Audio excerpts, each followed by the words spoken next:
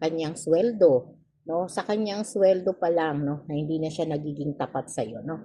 At sa emosyon pa niya, no? At doon sa mga nakikilala niya o nakakausap niya online. Na parang ito yung energy na pag umuuwi siya, no, ay binura niya yung mga message, no, o itinatago niya, no, sa restricted, no, kaya wala kang makita, no, kahit ang contact number niya o mga cellphone, no, ay wala pong mababahid, no, na contact person, no, para mahulaan mo o magkaroon ka ng pagdududa na meron siyang iba, no?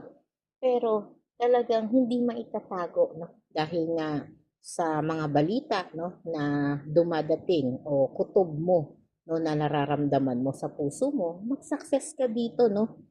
At dahil doon, no, nalaman mo ang katotohanan, no, at sinubukan mo na sabihin sa kanya, no, sinubukan mo sabihin sa kanya o para aminin niya, no, yung mga nararamdaman mo, no, o mga naririnig mo o mismong nakita mo, no.